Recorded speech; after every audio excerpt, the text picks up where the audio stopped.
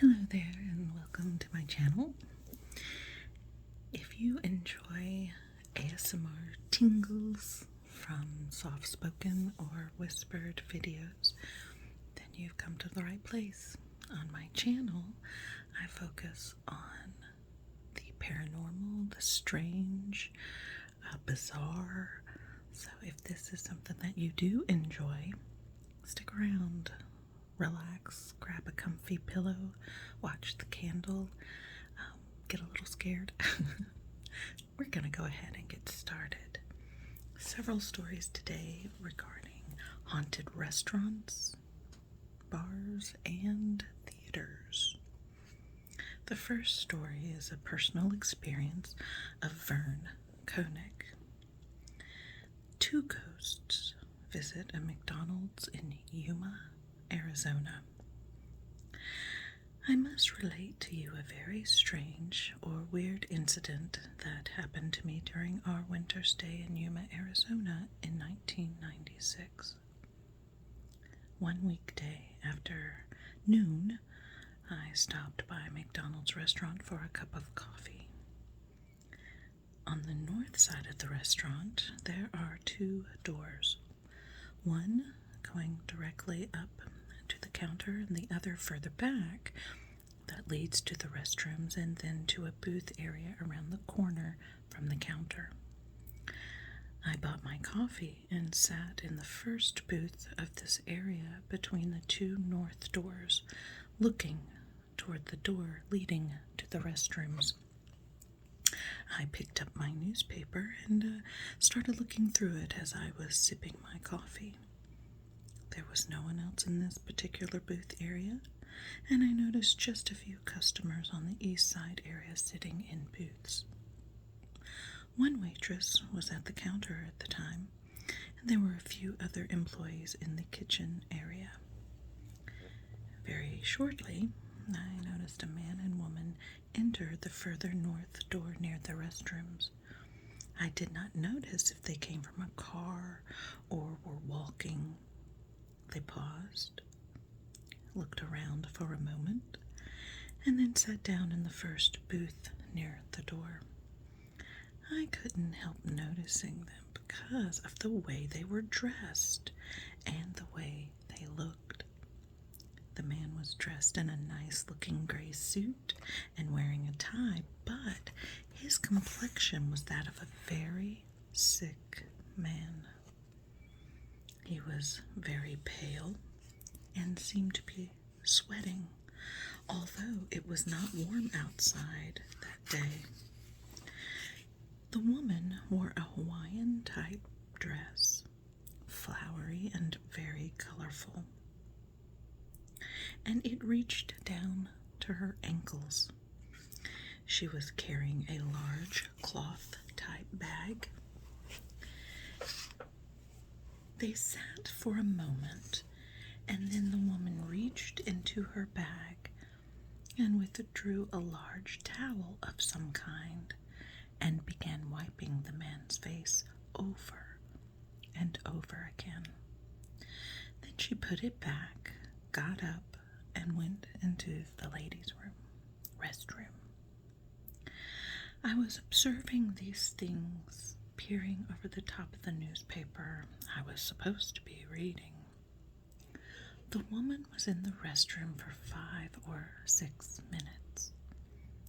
When she came out, she took the towel from her bag and again wiped the man's face, neck, and head. They sat there for a few more minutes, apparently conversing, although I couldn't hear what they said. Then the woman went back into the restroom, and the man got up and walked up the aisle towards me. When he reached my booth, he stopped, and I could see how pale looking he was, very white. He asked me, "Do you have some money so I can get something to drink?" I guess I was surprised that he would ask me for money. Both of them were so well dressed, and I thought surely they would have enough money to pay for a drink. I refused him. He looked at me for a moment and then walked back to his booth by the door and sat down. Shortly after, the woman came out of the restroom again. They talked a while, and then both of them walked up the aisle towards me. Without looking at me, they rounded the corner to the counter area. Out of curiosity, I immediately got up to observe if they were going to buy something when suddenly they weren't there. They had completely disappeared. I was dumbfounded. I went to the door on the south side of the counter area, looked out, but nobody was there. They could not have reached that door so quickly or gone out without me seeing them. And then the weird thing. I stopped at the counter where a single waitress was on duty, and I asked her if some people had just walked by and gone outside. She looked kind of funny at me and said, "No, there was no one that just walked past here. I assure you, I would have seen them." I went outside and I looked at the cars that were parked in the lot. All were empty, and there was no sign of the man and the woman I had observed even driving off in a car. Of the few persons in the other part of the McDonald's that day, none had seen them, only me. It's truly unexplainable. I often think, what if I had given that man some money? What would have happened then? I guess I'll never know.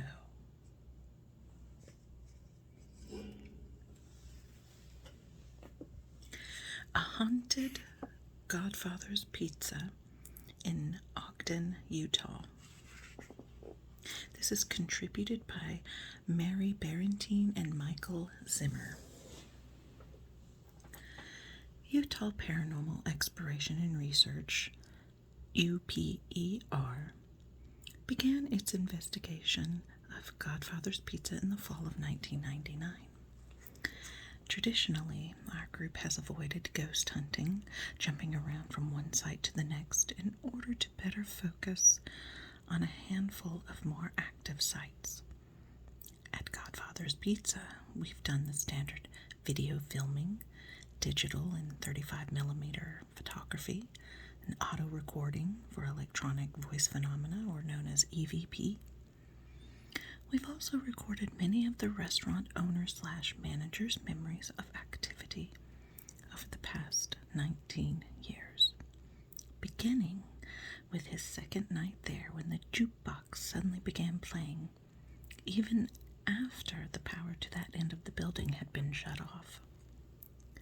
The jukebox remained playing even when the electrical plug was pulled.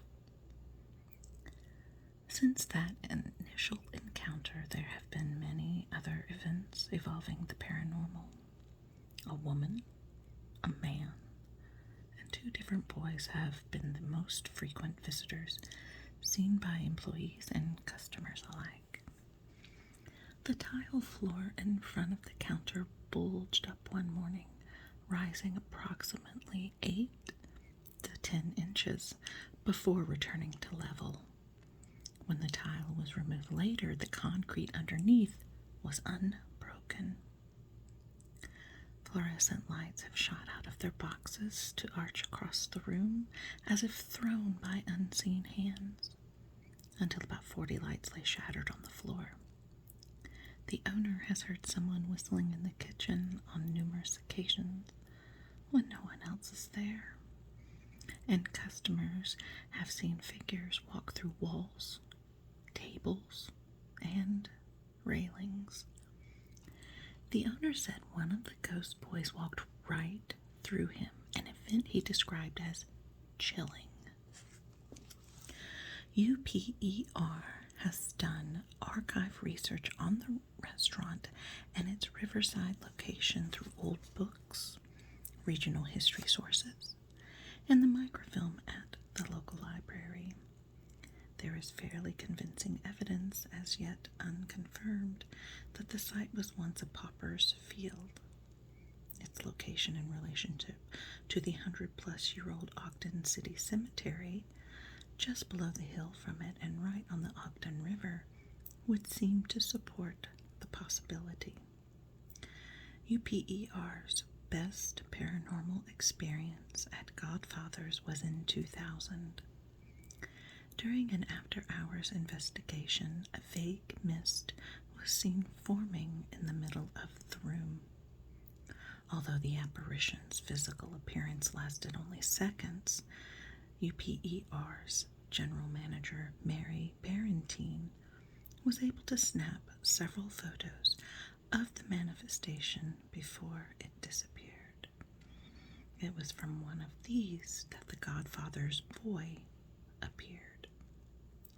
The restaurant's owner identified the boy as one he has seen in the restaurant before, but UPER wanted a second opinion and sent the photo to a professional photographer out of state.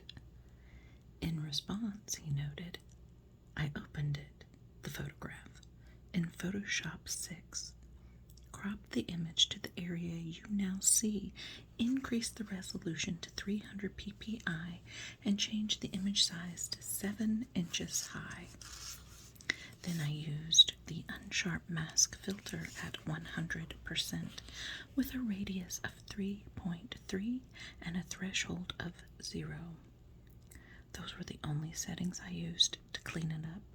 No further enhancement was done on the original image." My observations with the photo are what you've mentioned. 1, the very bottom bar is reflection on the table by the bar above it, and the form is behind it, and yet there is a lens flare from the form that suggests the form is in front of the window.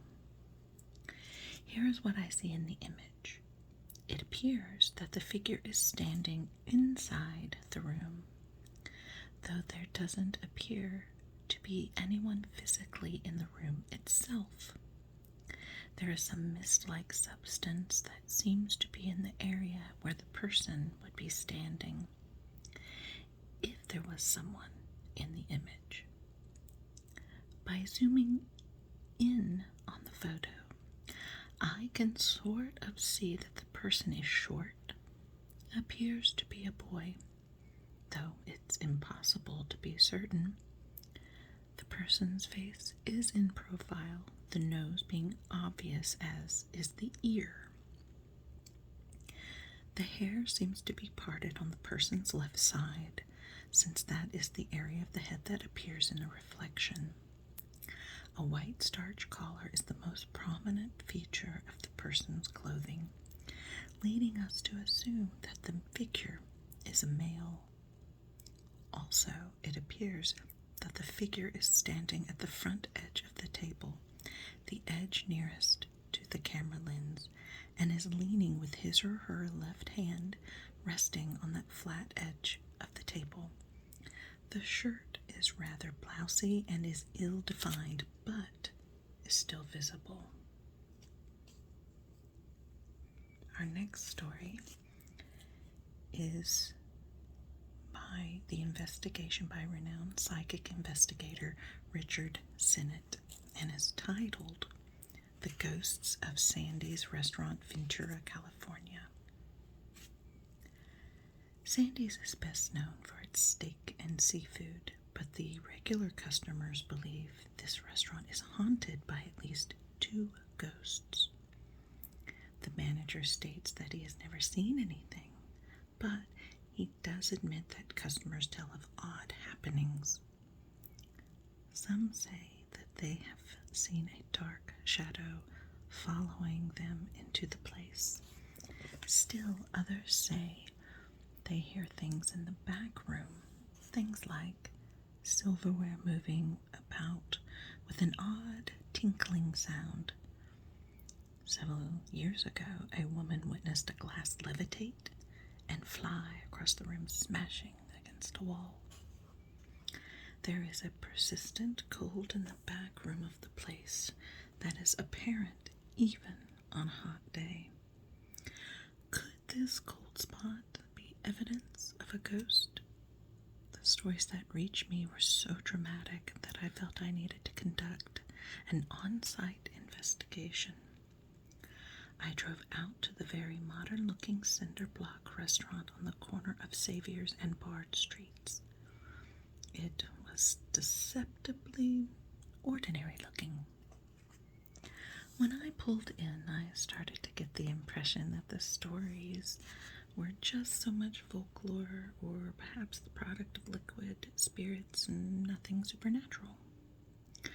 But when I stepped into the place, the hair on the back of my neck shivered. It was a feeling I had felt many times when I had entered a haunted site. As I was drawn into the building, I felt something cold and invisible pass by me. Yes, I was convinced the stories were true. This place was haunted. I met with George, the bartender, who confirmed what the patrons had seen. Some said they even saw a dark shadow-like form come through the bar area. The waitress, Lillian, said that a coffee pot had flown across the room and that strange crashing sounds were heard. The bartender confirmed her story and said, sometime back, 4 people sitting at the bar felt something touch them, turned and looked, but there was nothing there. He went on to say that the odd events seemed to take place late at night, after 9. The restaurant was built perhaps 40 years ago and was successfully managed by a friendly couple. When ill health forced them to sell, the present owners purchased the establishment. The original owners passed away, and it had been from the time of their deaths that there had been reports of ghosts wandering Sandy's restaurant. Some speculate that the phantoms are the spirits of the former owners, checking back at the place they worked so hard to establish. Whatever the reason, my visit did confirm that the former owners could find little fault with the steak the present proprietors serve at the place, or with the quality of the service. Perhaps that is the cause of the ghostly activity. So many people had so many good times at the restaurant, they return now that they are in spirit. The bar area and the front lobby seem to me to be haunted. There was also a strange feeling in the last booth as well. If you go there, order the steak and keep an eye on the bar for moving shadows, and keep a tight grip on the water glass. Just be sure it doesn't fly off by itself.